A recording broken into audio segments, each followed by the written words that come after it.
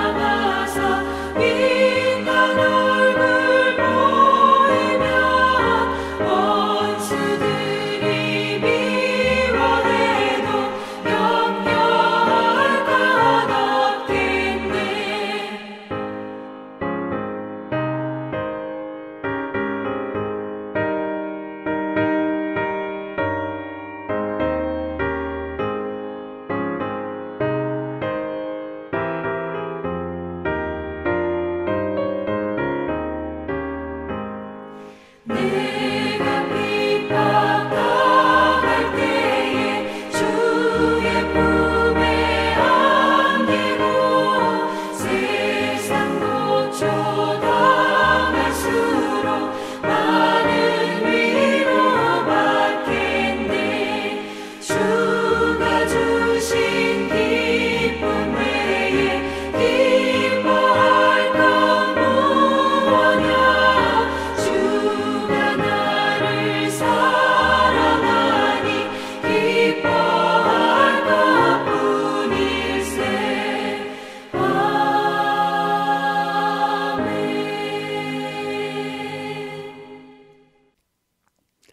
사도신경으로 신앙 고백하겠습니다. 나는 전능하신 아버지 하나님 천지의 창조주를 믿습니다. 나는 그의 유일하신 아들 우리 주 예수 그리스도를 믿습니다.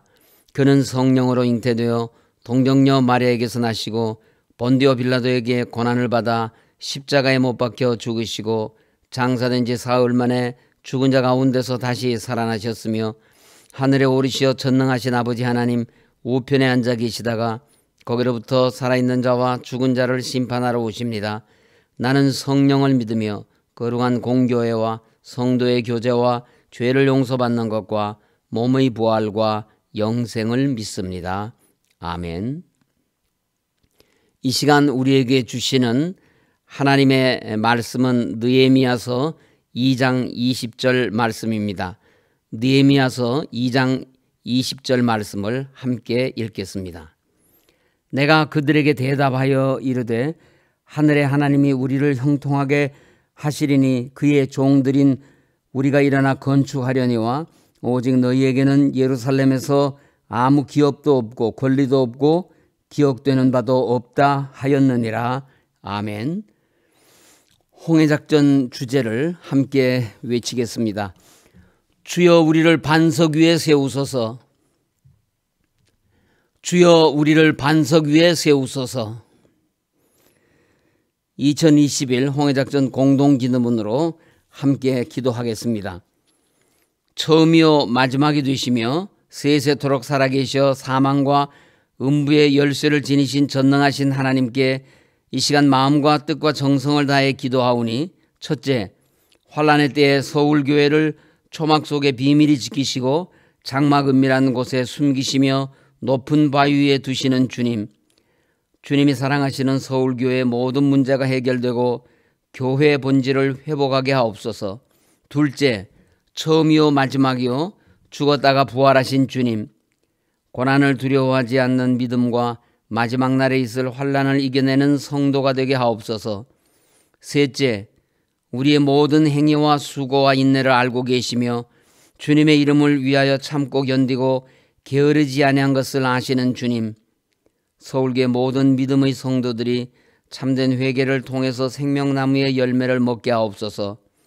넷째, 우리의 선한 사업과 사랑과 믿음과 섬김과 인내를 알고 계시는 주님, 우리의 연약한 질그릇을 깨뜨려 주시고 거듭남의 새 사람을 힘입게 하옵소서. 다섯째, 다윗의 열쇠를 가지시니 곧 열면 닫을 사람이 없고 닫으면 열 사람이 없는 주님, 작은 능력을 가지고 충성하며 인내 말씀을 지켜 성전의 기둥이 되게 하옵소서. 여섯째, 아멘이시오 충성되고 참된 증인이 되신 주님, 불로 연단한 금과 같이 흰옷을 입은 성도로서 선한 행실에 열심을 내는 그리스도인 되게 하옵소서. 주 예수 그리스도의 이름으로 기도드립니다. 아멘. 이제 이상 6개 공동 기도문 중에 오늘은 두 번째 기도 제목을 가지고 다시 한번 마음을 합하여 기도하겠습니다. 처음이요 마지막이요 죽었다가 부활하신 주님, 고난을 두려워하지 않는 믿음과 마지막 날에 있을 환난을 이겨내는 성도가 되게 하옵소서. 다 같이 기도하겠습니다.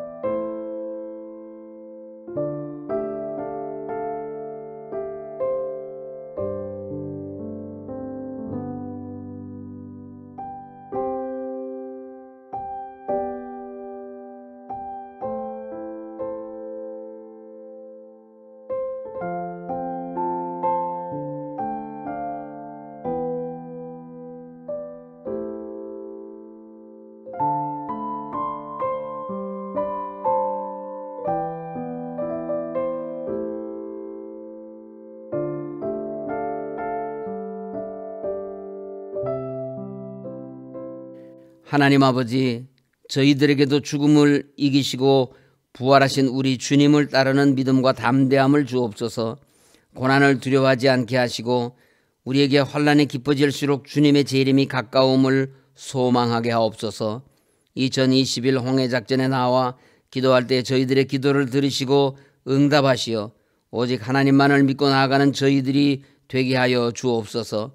아직도 남아있는 문제들, 해결되어야 할 과제들은 저희들의 힘으로 해결하려고 하지 말게 하시고 오직 주님께 모든 것을 맡김으로써 전능하신 하나님의 능력의 손안에서 해결되게 하옵소서. 저희들에게 손 목사님을 보내주셨사오니 주 안에서 하나 되어 한 목표를 향하여 온 성도들이 힘차게 도약하게 하옵소서. 온 성도들이 성령 충만하여 땅끝까지 복음을 전하게 하옵소서. 원로 목사님, 사모님 강건하게 하옵소서. 병상에 계신 환우들에게 치료하는 영을 부어 주옵소서. 이제 이 새벽에 하나님께서 우리에게 주시는 말씀을 받고자 합니다. 주님의 말씀에 귀 기울이게 하시고 깨닫게 하시고 이 말씀을 따라서 오늘도 복되고 형통한 하루를 살게 하옵소서. 예수님 이름으로 기도드립니다. 아멘. 느헤미야서 1장 8절은 이렇게 시작합니다. 옛적에 주께서 주의 종 모세에게 명령하여 이르시되. 옛적 언제 모세에게 하나님께서 말씀을 주셨습니까? 신명기 때의 말씀입니다. 느헤미야는 옛적에 주신 하나님의 말씀, 즉 신명기에 나타난 언약을 근거로 하나님의 명령을 두 가지로 구분합니다. 첫째는 만일 너희가 범죄하면 내가 너희를 열국 중에 흩을 것이오라고 하셨습니다. 신명기 28장 64절의 말씀입니다. 여호와께서 너를 땅 이 끝에서 저 끝까지 만민 중에 흩으시리니라고 하신 흩으심에 관한 언약입니다. 둘째는 만일 계명을 지켜 행하면 너희 쫓긴 자를 모아 택한 곳에 돌아오게 하리라고 하십니다. 신명기 30장 3절의 말씀입니다. 내 하나님 여호와께서 흩으신 그 모든 백성 중에서 너희를 모으시리니라고 하십니다. 모으심에 관한 언약입니다. 느헤미야는 하나님의 말씀을 상고하면서 이 흩으시고 모으시는 하나님의 약속을 놓고 하나님께 눈물로 금식하며 통에 자복하며 기도합니다. 이제는 모아서 돌아가게 하옵소서라고 하는 느헤미야의 기도에는 그의 깊은 신학적인 배경이 담겨져 있습니다. 첫째는 하늘의 하나님, 즉 창조주 하나님 앞에 감히 기도합니다. 5절에 하늘의 하나님 여호와 크고 두려우신 하나님이여라고 하는 기도 속에는 천지를 지으시고 주관하시는 창조주 하나님께 대한 신앙 고백이 담겨져 있습니다. 둘째는 언약을 지키시는 하나님, 즉 구속주 하나님 앞에 친히 기도합니다. 5절에 주를 사랑하고 주의 계명을 지키는 자에게 언약을 지키시며 긍휼을 베푸시는 주여 간구하나이다라고 하는 기도 속에는 구속주 하나님께 대한 신앙의 깊이가 담겨져 있습니다. 셋째는 긍휼을 베푸시는 하나님, 즉 은혜주 하나님 앞에 능히 기도합니다. 5절에 긍휼을 베푸시는 주여 간구하나이다라는 기도 속에는 은혜주 하나님께 대한 신앙의 아름다운 고백이 나타나 있습니다. 느헤미야는 페르시아 땅에서 디아스포라된 남은 자들의 마지막 귀한 자들을 이끌고 고국으로 돌아가 하나님의 사역을 완성하는 데 있어서 가장 귀하게 들어 쓰신 하나님의 일꾼입니다. 왜 하나님께서 그를 페르시아에 흩어져 있는 자들인 이스라엘 백성들을 모아서 본향 예루살렘으로 인도하는 지도자로 택하셨을까요? 그것은 바로 그가 기도하는 사람이었기 때문입니다. 하나님은 기도하는 자의 편이 되셔서 하나님의 남은 자들을 맡겨주시는 것입니다. 시편 118편 5절 6절 말씀을 보십시오. 내가 고통 중에 여호와께 부르짖었더니 여호와께서 응답하시고 나를 넓은 곳에 세우셨도다. 여호와는 내 편이시라. 내가 두려워하지 아니하리니 사람이 내게 어찌할까? 라고 하였습니다. 느헤미야는 바벨론으로 포로로 잡혀간 자 중에서도 가장 뛰어난 권력자가 된 유대인입니다. 물론 그의 선배들 가운데는 바벨론과 페르시아의 총리를 지낸 다니엘도 있었고 방백을 지낸 다니엘의 세 친구들도 있었고 아하수에로 왕 시절에는 왕후가 된 에스더와 모르드게 같은 이들도 있었으나 아닥사스다 왕 때 느헤미야 같이 왕을 가장 가까이 모셨던 측근은 없었습니다. 그는 그렇게 권자의 핵심에 있었으면서도 고국 이스라엘에 대한 관심과 애정의 면에서는 그 누구도 따를 자가 없을 만큼 속 깊은 애국자였습니다. 그래서 그는 오래전 스룹바벨을 따라 귀국했던 제1차 귀환자들의 소식과 에스라를 따라간 제2차 귀환자들의 소식까지 관심을 갖고 살피다가 동생 하나니까지 예루살렘으로 파송하여 그들의 소식을 기다리고 있는 것입니다. 이러한 느헤미야의 관심은 무엇보다도 하나님의 말씀에 대한 기대와 소망 때문이었습니다. 느헤미야의 기도 가운데 그가 하나님 앞에 고백한 내용을 보면 이러한 사실이 드러납니다. 6절 7절에 주는 귀를 기울이시며 눈을 여시사 종의 기도를 들으시옵소서 나와 나의 집이 범죄하여라고 기도하지 않습니까? 이 내용은 매우 중요한 신앙 고백이라고 볼 수 있습니다.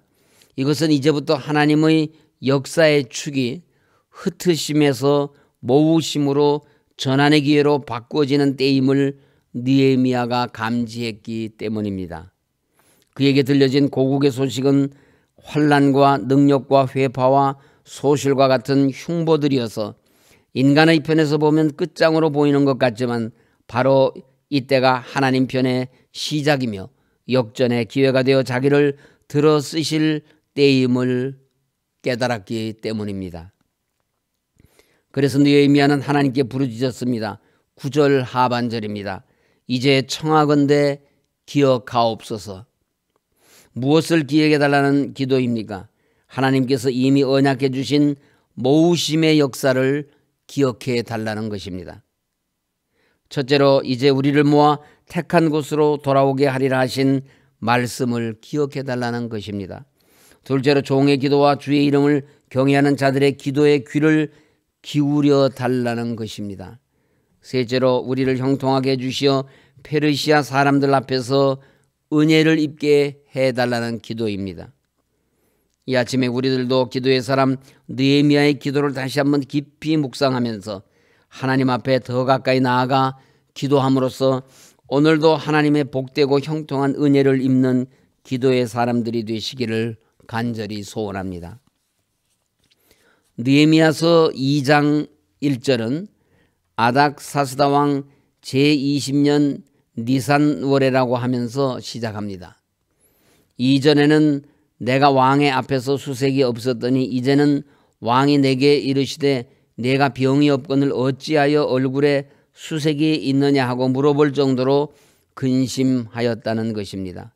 느헤미야서는 1장 1절에 아닥사스다 왕 제20년 기슬로월에 시작해서 2장 1절에 아닥사스다 왕 제20년 니산월에로 연결됩니다.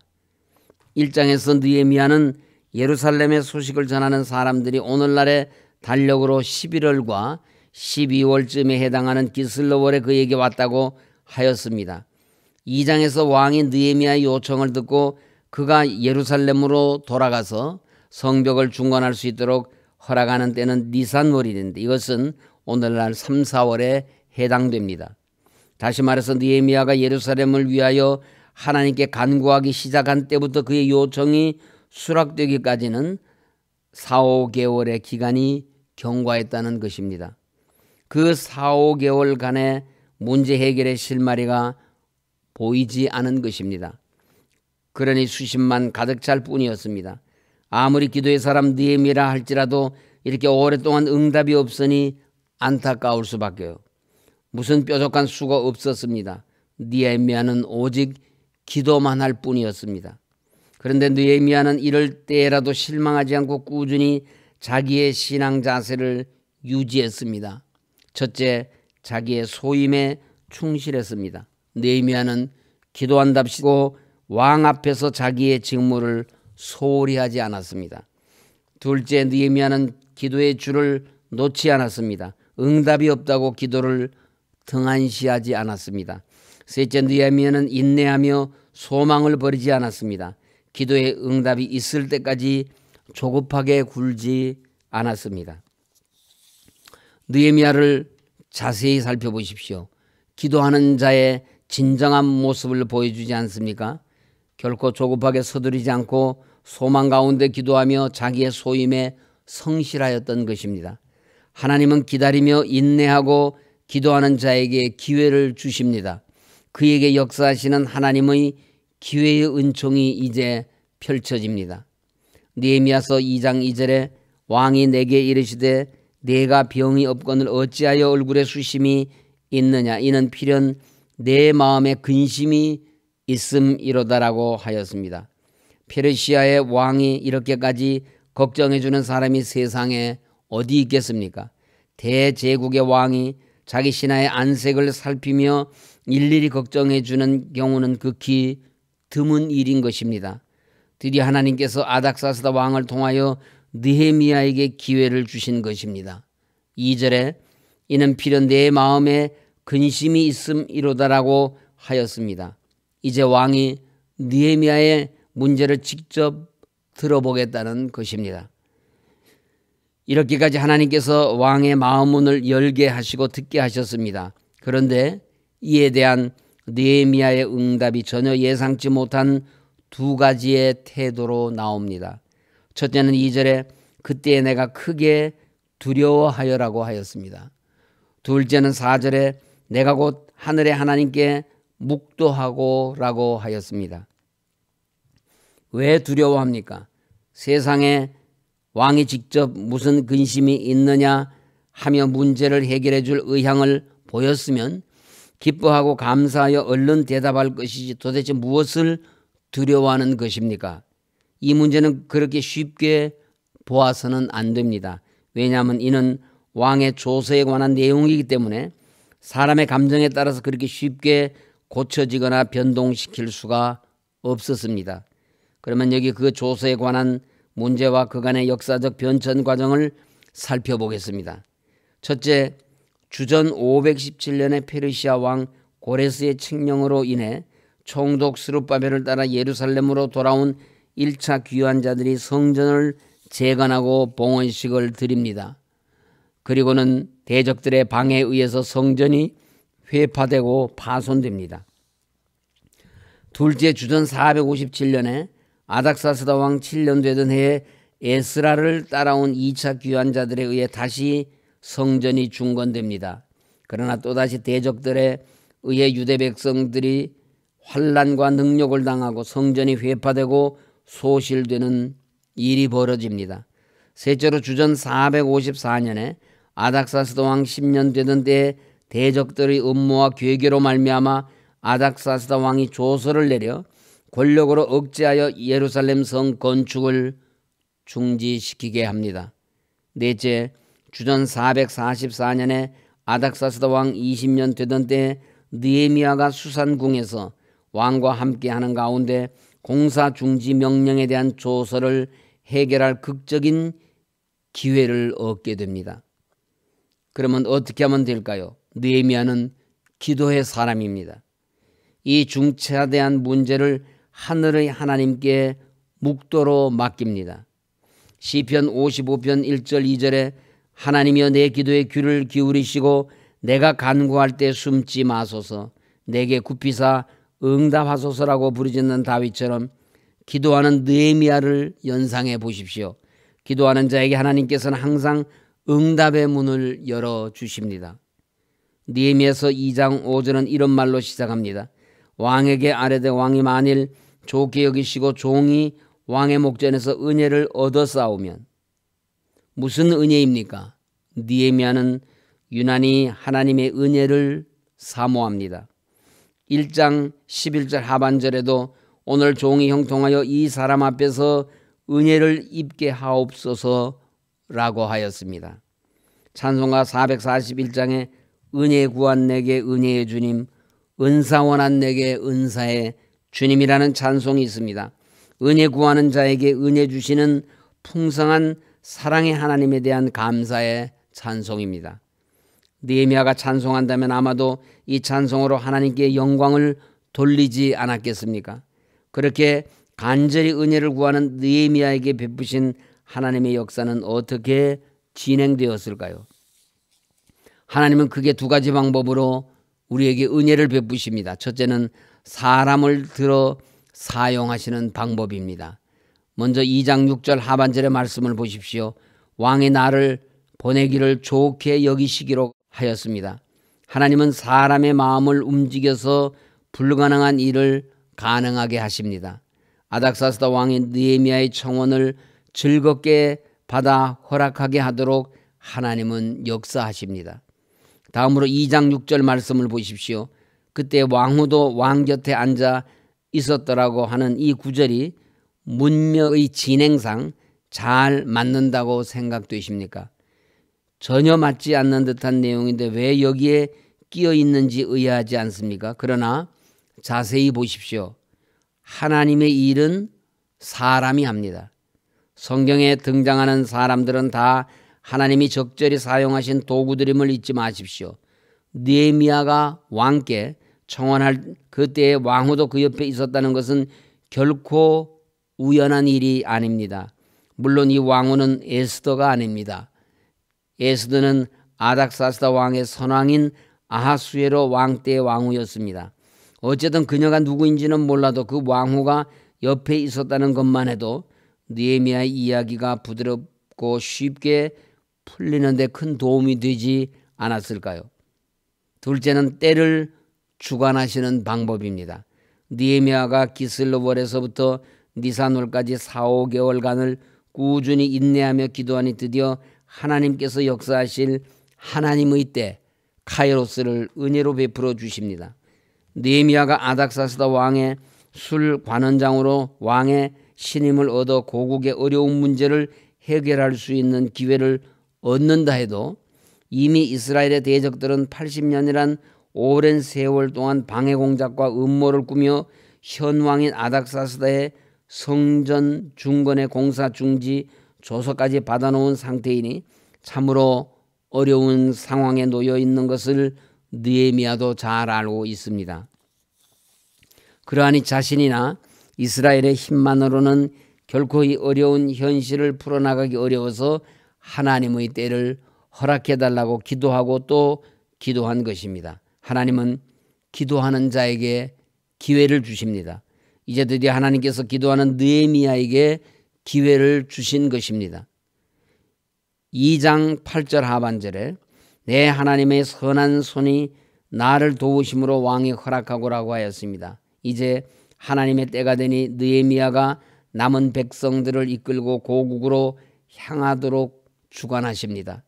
첫째, 유브라데 강 서편 쪽에 모든 페르시아 총독들에게 조서를 내려 느헤미야가 유다까지 통과하는데 모든 편의를 제공하게 하였습니다. 둘째, 왕의 삼림감독 아삽에게 조서를 내려 성전, 영문, 성곽, 집 등에 소용되는 모든 제목들을 공급받게 해 주십니다.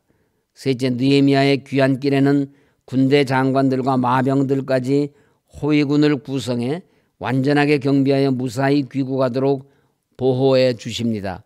넷째, 아닥사스다 왕이 기꺼이 허락하여 이스라엘에 큰 힘을 얻게 해 주심으로 지금까지 이스라엘 백성들을 괴롭혀왔던 대적들의 큰 근심거리가 되게 해 주십니다.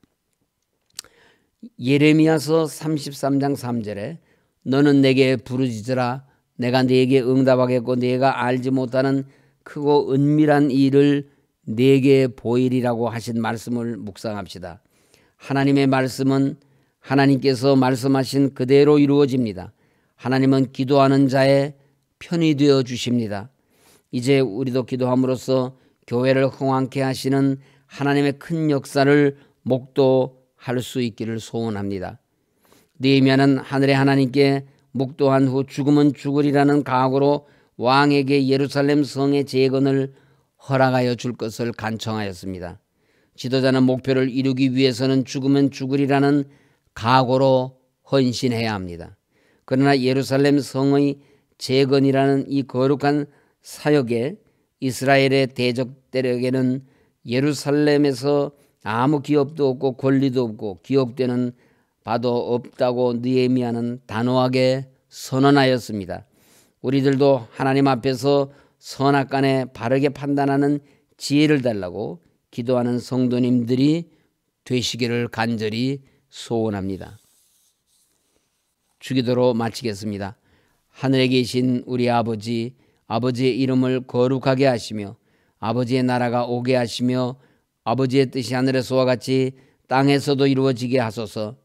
오늘 우리에게 일용할 양식을 주시고 우리가 우리에게 잘못한 사람을 용서하여 준 것 같이 우리 죄를 용서하여 주시고 우리를 시험에 빠지지 않게 하시고 악에서 구하소서. 나라와 권능과 영광이 영원히 아버지의 것입니다. 아멘. 오늘도 교회와 나라와 민족을 위해서 기도해 주신 여러분께 진심으로 감사드립니다.